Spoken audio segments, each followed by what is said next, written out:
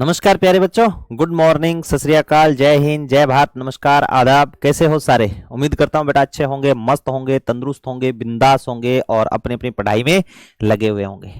आ जाओ लाडलो, आपका बहुत बहुत स्वागत, हार्दिक अभिनंदन आपके अपने आरडब्ल्यू परिवार में। कैसे हो सारे? उम्मीद करता हूँ बेटा सब मस्त होंगे और कंटिन्यू पढ़ाई में जुड़े हुए होंगे। आ जाओ जल्दी जल्दी क्लास में पहुंच जाओ, जल्दी आ जाओ लाडलो, जल्दी जल्दी जल्दी जल्दी जल्दी जल्दी।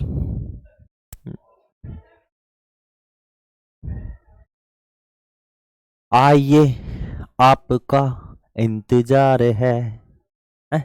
देर लगी आने में तुझको, शुक्र है फिर भी आए तो। वाह क्या बात है, बड़ी स्पीड में आया और है ऐसे बुला रहा था मैं तो। राधे राधे गुरुजी, राधे राधे, राम राम गुरुजी, गुड इवनिंग, गुड इवनिंग, नमस्ते सर जी, नमस्ते नमस्ते साबिया, राम राम सर जी, भरथरी नगरी से प्रणाम प्रणाम बेटा, राम राम, जय माता दी, जय माता दी। शैलेंद्र आ जाओ बेटा, सारे के सारे जल्दी जल्दी पहुंच जाओ मेरे लाडलो क्लास में। कैसे हो सारे? अंकिता, अंकित मालव, माही सोनी, कृष्णा प्रजापत, पुष्कर, साबिया खान, सचिन, शैलेंद्र आ गए गुरुजी। चलो अपने बीकानेर के राठौड़ राजवंश का आज कुछ बातें बची हुई है, आज कंप्लीट कर लेते हैं बेटा ना। ठीक है नवनीत, नमस्ते सर, नमस्ते, राधे राधे गुरुजी, राधे राधे। करें शुरू? चलो अपने बेटा पढ़ लिया था लगभग सारी चीजें, मैंने आपको करवा दी थी। अच्छी अच्छी जितनी बातें थी ना वो सारी की सारी मैंने आपको कल बताई थी बीकानेर के राठौड़ के बारे में, है ना। कुछ याद आ रहा है क्या आपको या नहीं याद आ रहा? Good evening, good evening. कल मैंने राव बीका बता दिया था। राव जोधा का बेटा था बीका, जिसने करणी माता के आशीर्वाद से जांगल प्रदेश बसाया था, बीकानेर शहर की स्थापना की थी, है ना। राप्ती घाटी, जमीन रो जेवर, जांगल प्रदेश, मरु प्रदेश या मध्य जांगला, मरु जांगला, कुरु जांगला के नाम से मैंने बताया था, बोला जाता है। जाल वृक्ष की प्रधानता थी। फिर मैंने लूणकरण के बारे में बताया था। राव लूणकरण करणी माता के आशीर्वाद से नहीं, जसनाथ जी के आशीर्वाद से राजा बना था राव लूणकरण, है ना। राव जेठ सिरो छंद में राव लूणकरण को कलयुग का कर्ण भी कहा जाता है, जिसने आपके लूणकरण सर शहर बसाया, लूणकरण सर झील बनाई थी, लूणकरण सर मूंगफली उत्पादन में सबसे अग्रणी माना जाता है, इस कारण लूणकरण को राजस्थान का राजकोट भी कहा जाता है। राव जेठ सिरो छंद राव जेठ सिंह के समय लिखा था बिट्ठू सूजा ने, और उस ग्रंथ के अंदर अपने को जानकारी मिलेगी क्या? उसमें अपने को जानकारी ये मिलती है कि राव जेठ सिंह ने पाहेबा या साहेबा का युद्ध लड़ा था। राव जेठ सिंह के पास में महाराणा सांगा ने खानवा युद्ध में आमंत्रित किया था, तो राव जेठ सिंह ने अपने बेटे को भेजा था कल्याणमल को। पाहेबा या साहेबा युद्ध में लड़ते वक्त मारा गया था। फिर मैंने कल्याणमल बता दिया था कि मुगलों की अधीनता स्वीकार करने वाला बीकानेर का पहला राजा कल्याणमल, अफगानों की अधीनता स्वीकार करने वाला बीकानेर का पहला राजा कल्याणमल, मुगलों के साथ में वैवाहिक संबंध स्थापित करने वाला बीकानेर का पहला राजा कल्याणमल, मुगल चित्रकला शैली का प्रभाव देखा गया बीकानेर के राजा कल्याणमल के समय। खुद डूबा सनम, लोगों को भी ले डूबा, ये है ना, हम तो डूबे डूबे तुझे भी ले डूबे सनम। खुद ने दीनता स्वीकार की, अपने बेटे पृथ्वीराज राठौड़ और राय सिंह को भी दीनता स्वीकार करवा, दोनों मैंने, हाँ सॉरी, मैंने पृथ्वीराज राठौड़ के बारे में बता दिया कि पृथ्वीराज राठौड़ को डिंगल का हेरोस कहा जाता है। पृथ्वीराज राठौड़ को मुगल शासक अकबर ने गागरोन दुर्ग गिफ्ट किया था, और वहां पर डिंगल भाषा के अंदर पृथ्वीराज राठौड़ ने वेली कृष्ण रुक्मणी बचनिका, दसम भागवतरा दुहा, वसदे राउत, दशरथ राउत जैसे ऐतिहासिक ग्रंथ लिखे थे। कहते हैं पृथ्वीराज राठौड़ का जो ग्रंथ था वेली कृष्ण रुक्मणी वचनिका, उस ग्रंथ को चारण साहित्य पर शोध का काम किया था टेसीतोरी, इटली के उदीने गांव में जन्मा टेसीतोरी, जिसकी छतरी बनी हुई है बीकानेर में। ये चीजें मेरे बच्चों मैंने आपको सारी की सारी बता दी। आज पढ़ेंगे अपने बीकानेर के महाराजा राय सिंह के बारे में, ठीक है। बीकानेर के महाराजा राय सिंह, ठीक है, महाराजा ऐसे याद रख लेना, ठीक है ना। राय सिंह को राजपुताने का कर्ण कहा जाता है। बोलो दिखा, बोलो मेरे साथ, राय सिंह को राजपुताने का कर्ण कहा जाता है, याद रहेगा, याद रख लेना। मुंशी देवी प्रसाद ने राजपुताने का कर्ण किसको कहा है? राय सिंह। हंसना नहीं है, मैंने हंसने के लिए थोड़ी बोला, मैंने तो कहा है राय सिंह को राजपुताने का कर्ण कहा जाता है, इसे याद रखना है अपने को, ठीक है। महाराजा की उपाधि धारण की थी, देखो बेटा सारी चीजें लिखी हुई है।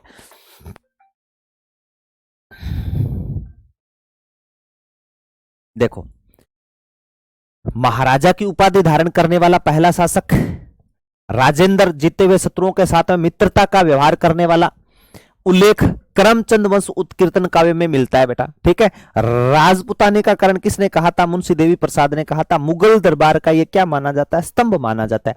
अकबर का दूसरा विश्वास पात्र राजपूत राजा और जहांगीर का पहला विश्वास पात्र राजपूत राजा कोई माना जाता है तो वो बेटा कौन माना जाता है? आपके बीकानेर के महाराजा राय सिंह माने जाते हैं। ठीक है, ये देखो, अकबर का दूसरा, अकबर ने इसे कितना मनसब दिया था? अकबर ने इसे 4000 मनसब दिया था। ठीक है, जहांगीर का सबसे ज्यादा विश्वास पात्र राजपूत राजा था तो जहांगीर ने इसे कितना मनसब दिया था? 5000 का मनसब भी दिया था। ठीक है, हाँ,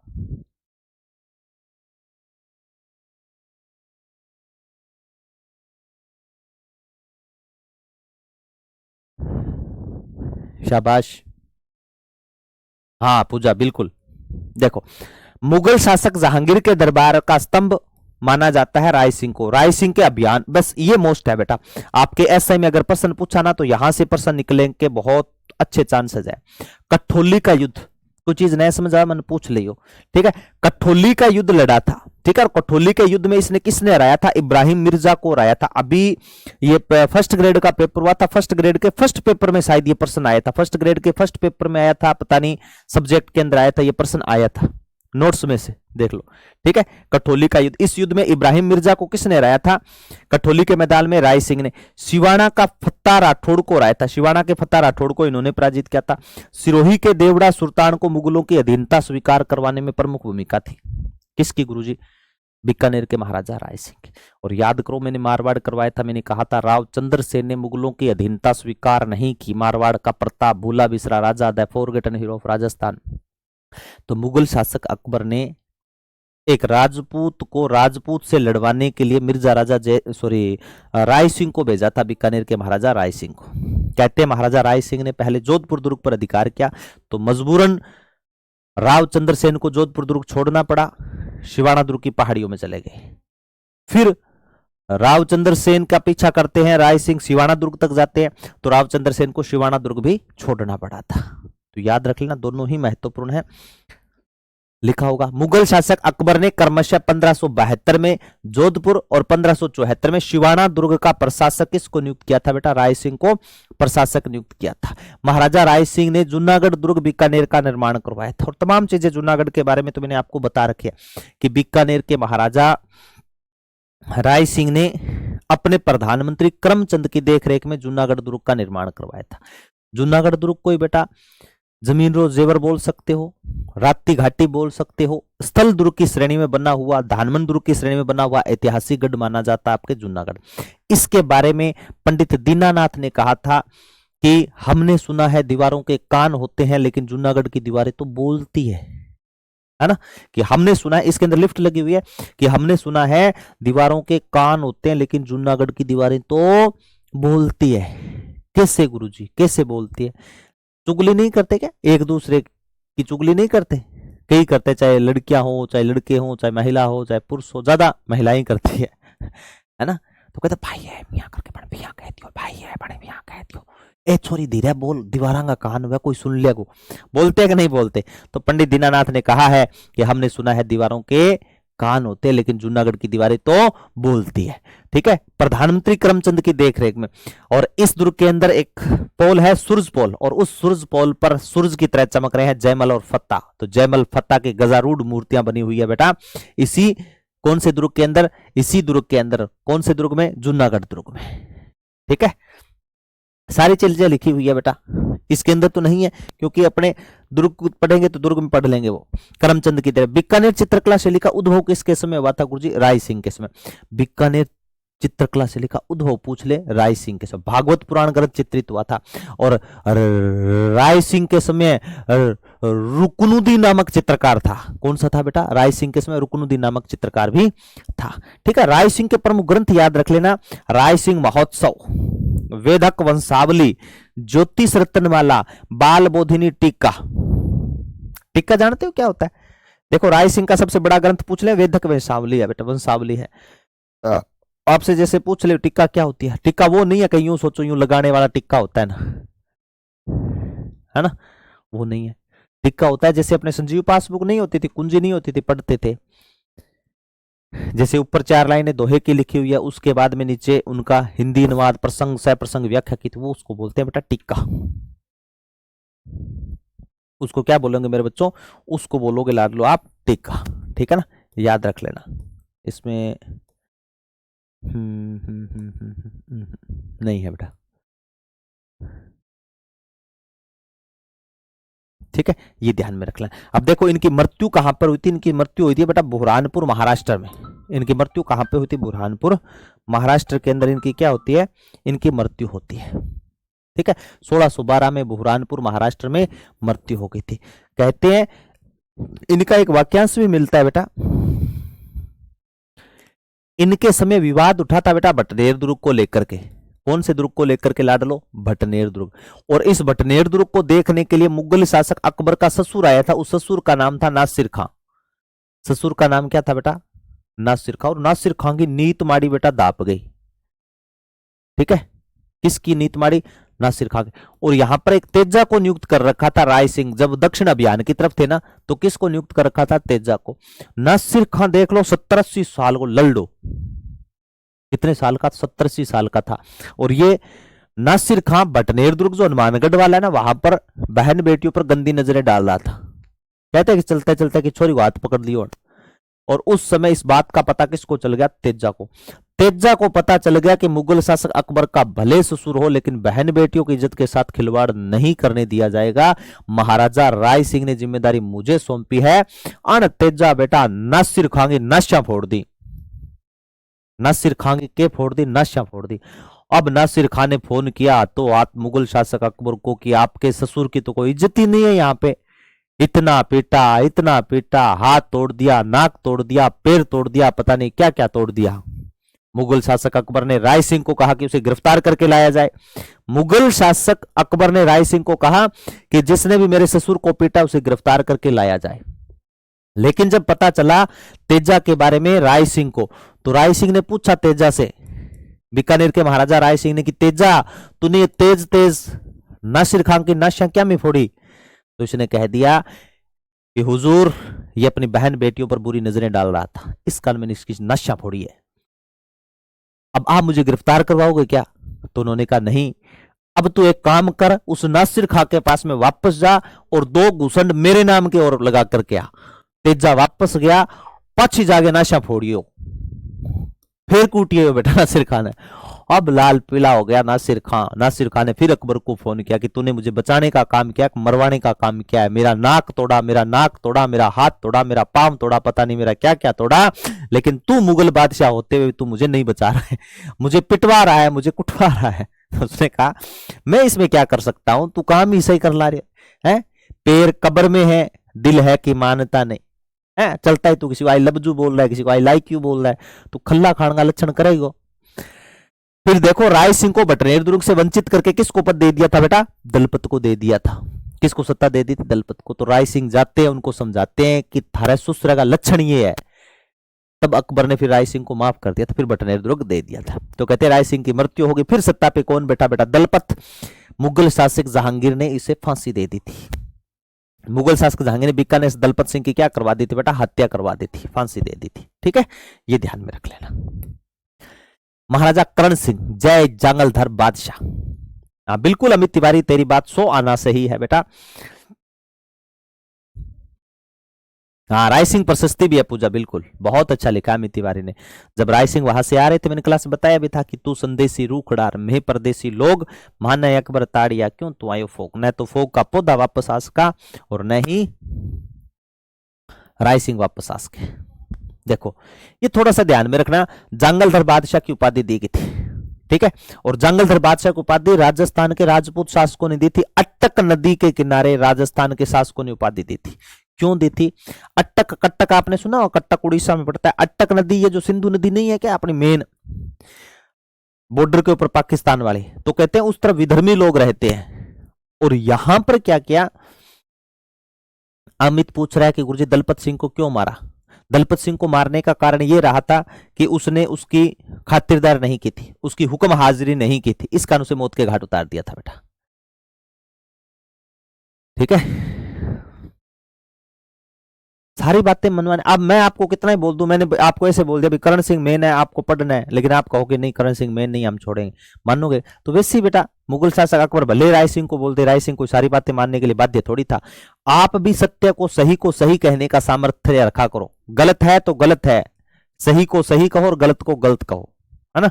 वो राय सिंह था जिसने सही को सही मत दिया और गलत को गलत दिया। कहते कट्टक नदी पर अट्टक नदी के किनारे क्या किया, मुगल शासक औरंगजेब ने सभी शासकों को इकट्ठा कर लिया और यहां से कहा कि अपने नदी क्रॉस करके जाना है। हुआ क्या, इनको पता चल गया करण सिंह को कि अगर दूसरी तरफ जाएंगे तो विधर्मी लोग हैं, अपने से इस्लाम धर्म कबूल कराएंगे, अपना हिंदू धर्म की तौहीन करेंगे, तो क्या करें? तो यहां पर चाल चलता है करण सिंह। इसने कहा कि मेरे पास अभी फरमान आया है, मेरे लड़का हुआ है। क्या हुआ है? लड़का हुआ है, तो मुझे सूचना उन तक देनी है। तब तक औरंगजेब जहां पनाह जिंदा, फिर आप नाव क्रॉस करवा करके दूसरी तरफ जाओ, ठीक है? हम नाव लेकर के वापस बाद में आ रहे हैं, फिर चाल चलते हैं। जैसे औरंगजेब नाव पर बैठ करके क्रॉस करके अटक नदी क्रॉस करके दूसरी तरफ चला गया, तो इसने जितनी नावें खड़ी थी ना यहां पर, सारी तोड़ दी थी कि कोई नहीं जाएगा उस नदी के पार। यार हम अपने धर्म को क्यों छोड़े? तब सभी शासकों ने कहा था कि ये राजा है कहां का, तब बताया बीकानेर के जांगल प्रदेश का राजा। तब कहा यार ये तो बादशाह से भी टक्कर ले सकता है, जय जांगलधर बादशाह। इसको कौन सी उपाधि से सम्मानित कर दिया?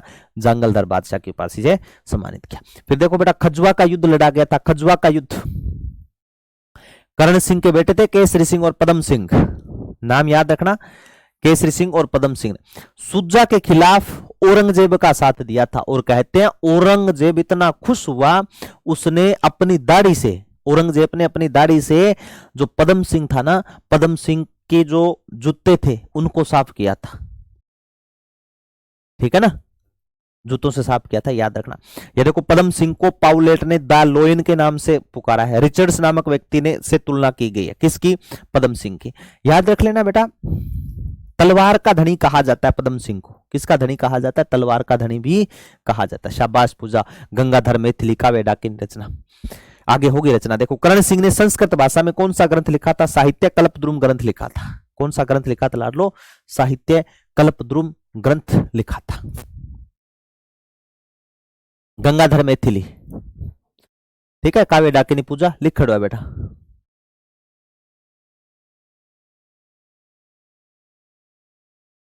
गंगाधर मैथिली करणभूषण और काव्य डाकिनी ग्रंथ लिखा था। कौन सा ग्रंथ लिखा था गंगाधर मैथिली ने? करणभूषण और काव्य डाकिनी ग्रंथ लिखा। एक युद्ध लड़ा गया था बेटा मतीरे की राड़। ये स्वाभिमान की लड़ाई थी, न कि सिर्फ मतीरे की राड़ थी, ठीक है? ध्यान रख लेना, सिर्फ मतीरे की राड़ नहीं थी बेटा, स्वाभिमान की भी ये लड़ाई थी, ठीक है?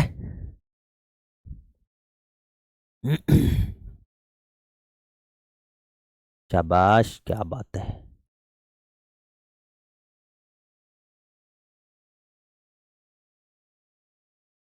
फिर उसे राजस्थान ने क्यों नहीं दिया? किसको नहीं दिया? कृष्णा प्रजापति बेटा तू पढ़ा कर, राजा तू पढ़ता नहीं है, सवाल ऐसे ऐसे करता है तू, जिनका कोई, सर कल्याणमल के बेटे ना समझ नहीं थे, फिर भी उनके बेटों ने गुलामी स्वीकार क्यों कर ली? सर जी भाई ये कोई बेटा प्रश्न थोड़ी है राजा, ये फाउंडेशन बेच में चलते हैं, ऐसी बातें होती है ना उसमें बताई जाती है, ठीक है? आरएस का बेच चलता है उसमें बताई जाती है, कथन निष्कर्ष निकालना होता है, ठीक है? उसमें अगर मैं एक एक चीज को ऐसे निकालना शुरू कर दूंगा ना तो फिर चलता ही जाएगा अपना काम।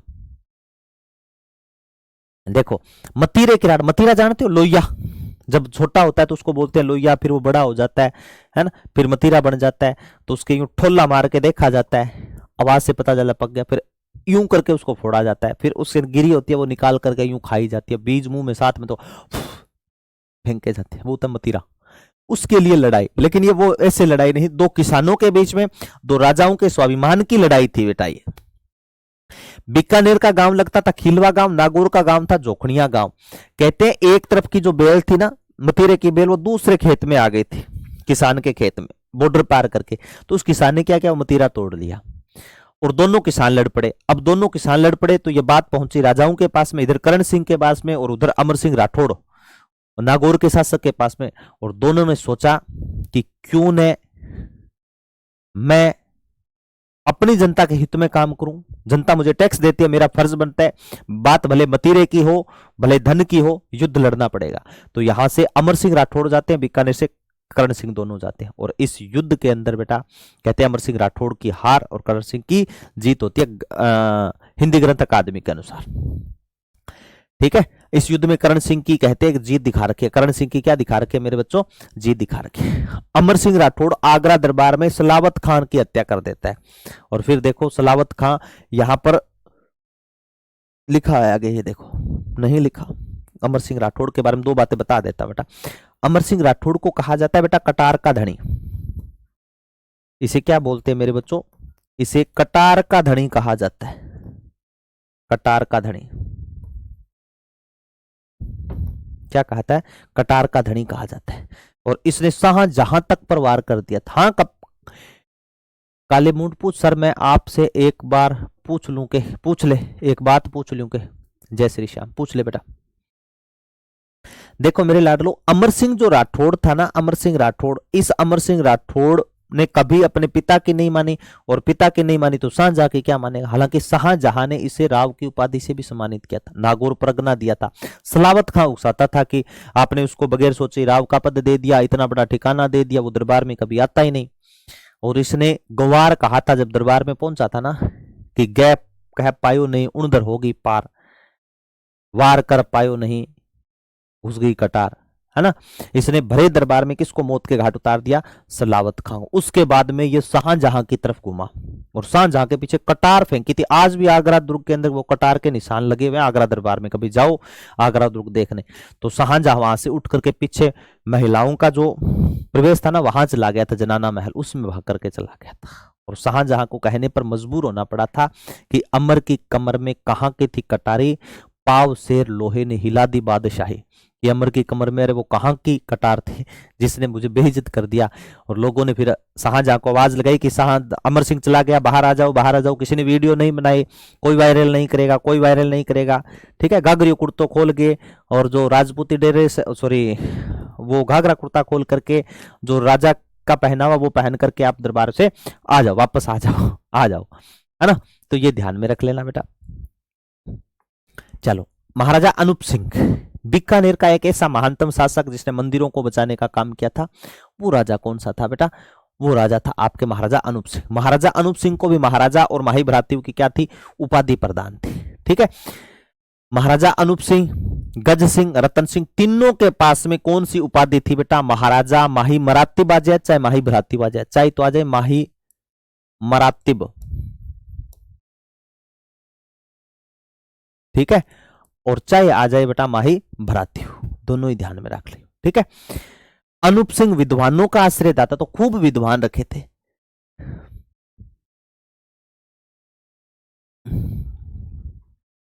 देखो अनूप सिंह क्या था बेटा? विद्वानों का आश्रयदाता था। बीकानेर चित्रकला शैली, उस्ता कला, मुनावती कला का स्वर्ण काल बीकानेर के महाराजा अनूप सिंह का काल था।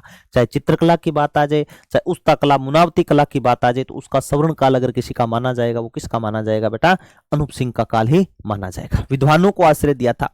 और बीकानेर के महाराजा अनूप सिंह के समय मुगल शासक औरंगजेब आलमगीर जहां पनाह हिंदू देवी देवताओं के मंदिर तुड़वा रहा था। और जब वो मंदिर तुड़वा रहा था तो उस समय कहते हैं कि मुगल शासक औरंगजेब को बगैर बताए जितने दक्षिण भारत के हिंदू मंदिर थे, 33 कोटि मंदिर, उनको बचाने का काम कोई करता है तो वो बीकानेर के महाराजा अनूप सिंह करते हैं। उनको बैलगाड़ियों में रख करके छुपा करके राजस्थान लाते हैं और 33 करोड़ देवी देवताओं का मंदिर बनवा देते हैं, जिसे अपने 33 कोटि या 33 करोड़ देवी देवताओं का मंदिर कहते हैं। याद रख लेना, उनके अंदर सिंह पर सवार गणेश जी है। ठीक है, जिसे पंचमुखा गणेश बोलते हैं। ठीक है, या फिर हेराम्ब गणेश मंदिर के नाम से जाना जाता है। पंचमुख सिंह पर सवार गणेश जी, हेराम मंदिर, गणेश मंदिर यहाँ पर स्थित है। लेकिन 33 करोड़ देवी देवताओं की साड़ पूछ ले तो मंडोर जोधपुर में बनी हुई है। अनूप सिंह उस्ता कला चित्रकला के कलाकार मुसलमान सबसे ज्यादा लाहौर से बीकानेर आए थे। चित्र के नीचे नाम लिखते थे, पिता का नाम अंकित करते थे। और मैंने आपको बताया था कि पहले जो थे ना, भगवान के भरोसे छोड़ देते थे। पढ़ लिए, लिख लिए कि यार तेरे तो अच्छे नंबर आ गए, बस ऊपर वाले की देन है। आप कल को नौकरी लग जाओ, आप ये थोड़ी बोलो बस मालिक का आशीर्वाद है। मालिक का काहे का आशीर्वाद है? आपने मेहनत की थी, आपकी मेहनत का तप है, और उस तप का हिस्सा भगवान बने हैं साक्षी। ठीक है, पहले ऐसे ही करते थे, अगर खेत में फसल हो गई तो बस उस मालिक की दया मेहरबानी है। और पहले किसी के जैसे 50-50 बच्चे होते कि कितना टाबर है, 50-50, बस उसकी भगवान वो है ना, मेरी क्या गलती है इसमें, मेरा क्यों नाम ले रहा है?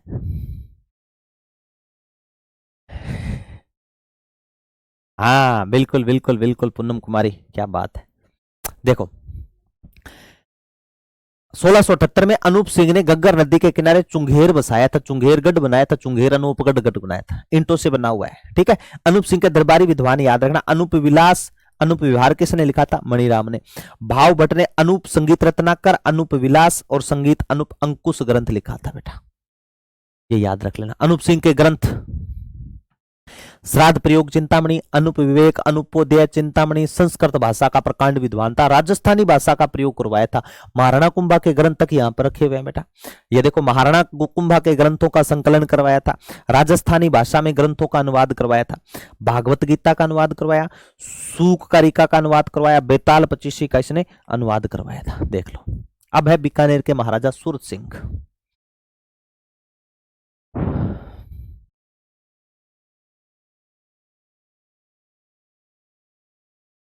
हाँ दीपक की बात है।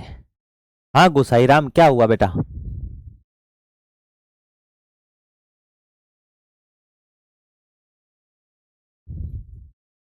अरे शाबाश, थैंक यू बेटा। देखो मेरे लाडलो, बीकानेर के महाराजा सुरसिंह, इनकी मेन मेन बातें हैं बेटा, वो मैं आपको बता रहा हूं, ठीक है ना।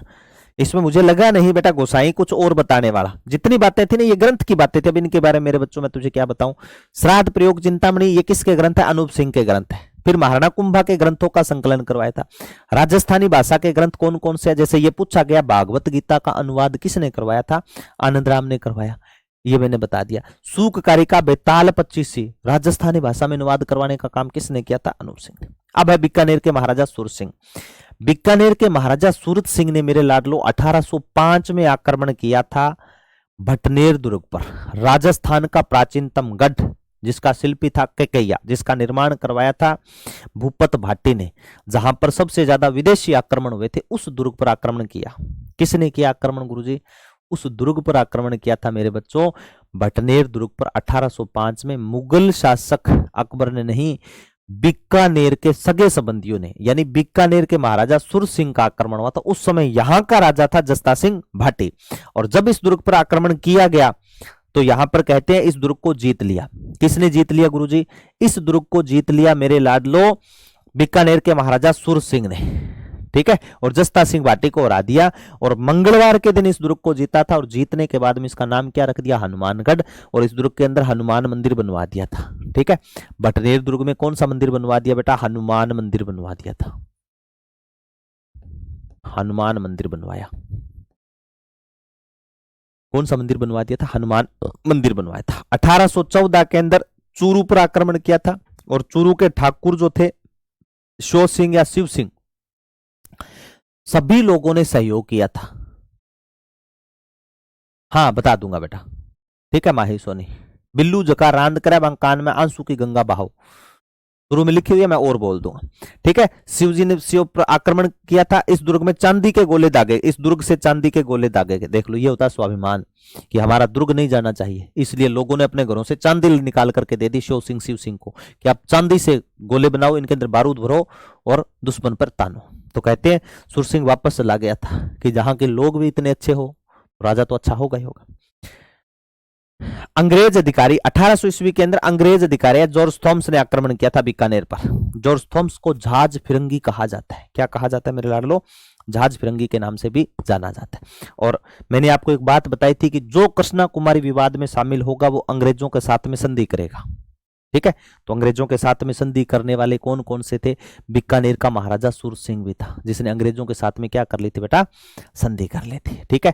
यही थे बीकानेर के महाराजा सूर सिंह, जिन्होंने लगभग 1799 के आसपास सोडलगढ़ गग्गर नदी के किनारे बसाया, और उसी सोडलगढ़ को वर्तमान में बोलते हैं अपने सूरतगढ़। क्या बोलते हैं बेटा? सूरतगढ़ बोलते हैं। हाँ पहला दुर्ग था कृष्णा प्रजापत, पहला दुर्ग यही माना जाता है प्राचीनतम, ठीक है, 285 के आसपास।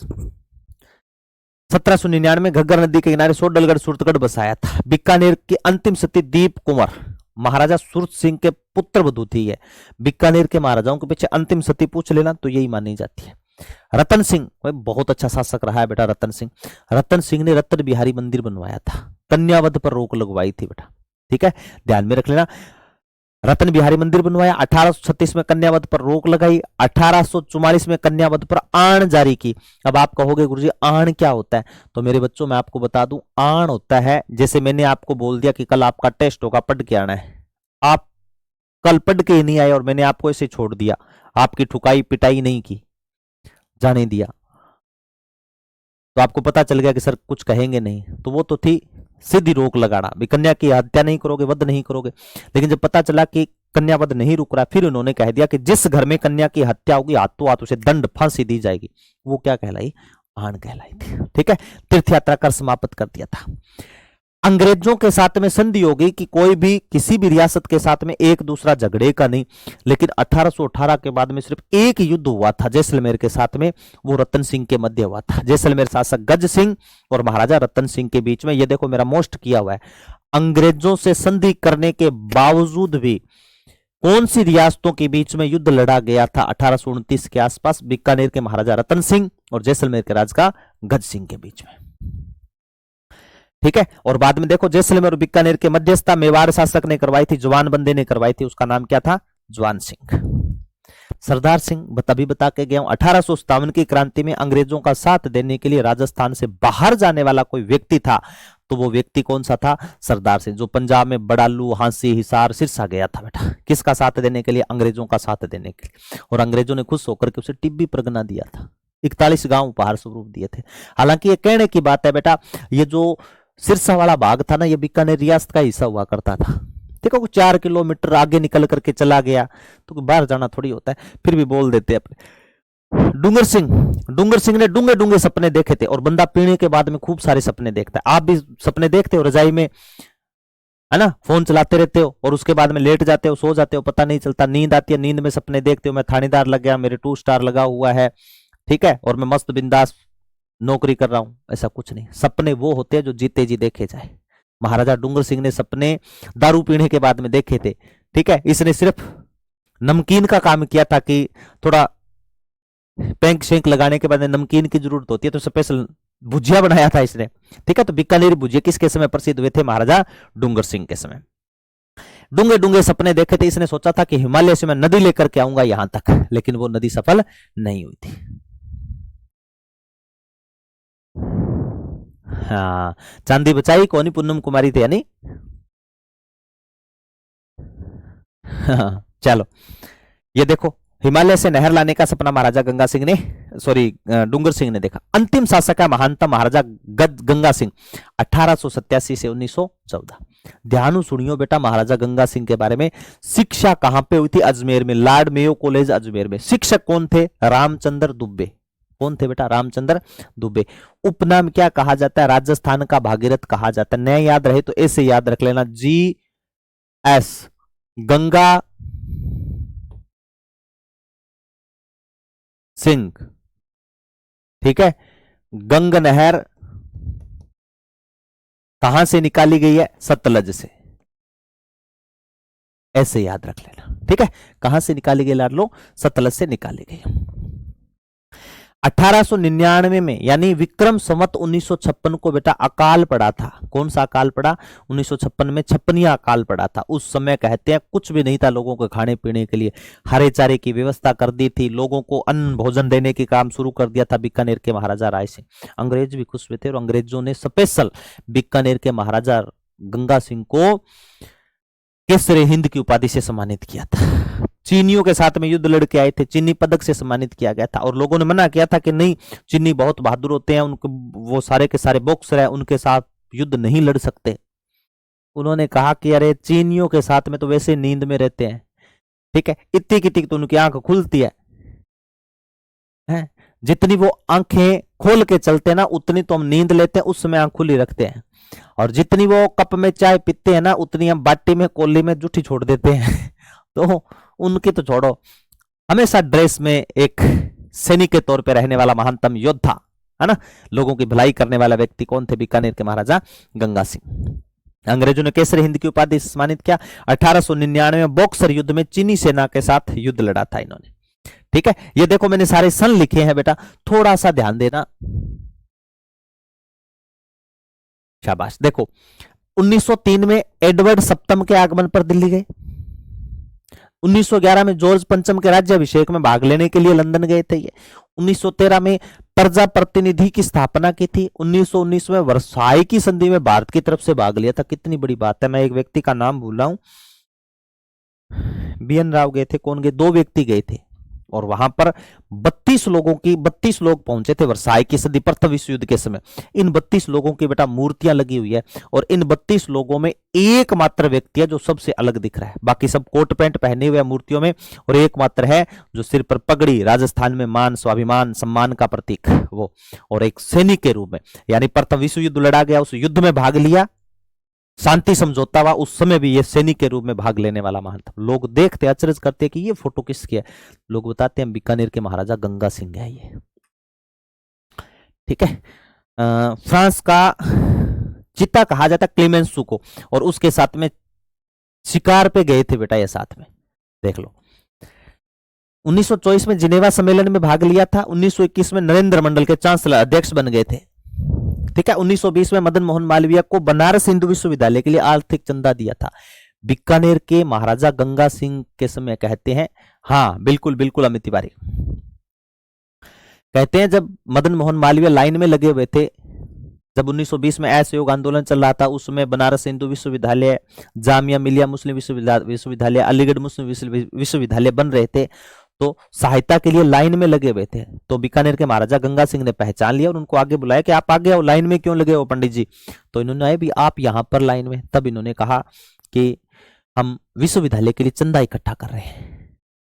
तब इन्होंने कहा कि जितना रुपया चाहिए उतना मैं आपको पेमेंट देने के लिए तैयार हूं। तो दिल खोल करके इन्होंने चंदा दिया था और फिर प्रथम बेटा वहां के चांसलर तक बने थे विश्वविद्यालय के। ठीक है ना, याद रख लेना। मदन मोहन मालवीय, ये देखो बनारस हिंदू BHU, बनारस विश्वविद्यालय के सर्वाधिक धनराशि प्रदान की। इस विश्वविद्यालय के क्या बने थे? कुलपति भी बने थे। ठीक है, आपसे पूछ ले बनारस हिंदू विश्वविद्यालय के प्रथम कुलपति कौन बने थे? महाराजा गंगा सिंह। सबसे ज्यादा धनराशि इन्होंने दी थी। याद दी थी मदन मोहन मालवीय को माधो सिंह द्वितीय ने, जयपुर के राजा ने 5 लाख रुपए सहयोग किया था। 1927 में गंगा नहर का निर्माण करवाया। तीनों गोलमेज सम्मेलन में भाग लिया था बेटा। ठीक है, 1930 में इन पर बीकानेर षड्यंत्र केस चला। इन पर तो क्या, चंद्रमल बहड़ गोपाल दास ने बीकानेर के महाराजा गंगा सिंह पर चला दिया था षड्यंत्र केस। ठीक है, एक पत्रिका छपी थी बीकानेर दिग्दर्शन पत्रिका, और उस पत्रिका में महाराजा गंगा सिंह की निरंकुश सत्ता के बारे में वर्णन कर रखा था। ठीक है ना, तब महाराजा गंगा सिंह वहां पर थे, लंदन में गोलमेज सम्मेलन में भाग लेने के लिए गए हुए थे, और फिर इनको पता चल गया कि मेरे खिलाफ कुछ चल रहा है, तो इन्होंने बीकानेर षड्यंत्र के तहत उनको नजरबंद कर दिया था। इनके समय 1936 में बीकानेर प्रजा मंडल बना, 42 में प्रजा परिषद का गठन हुआ। 1943 में मुंबई में, याद रखना कहां पर, मुंबई में महाराजा गंगा सिंह की क्या हो जाती है बेटा? मृत्यु हो जाती है। बीकानेर के अंतिम राजा थे शार्दुल सिंह। ठीक है, इंदिरा गांधी नहर परियोजना वाले। राजस्थान के एकीकरण के विल्य केस में बीकानेर के शासक ये थे, और विल्य पत्र पर 7 अगस्त 1947 को सर्वप्रथम विल्य पत्र पर हस्ताक्षर करवाने वाले कोई राजा थे तो शार्दुल सिंह थे।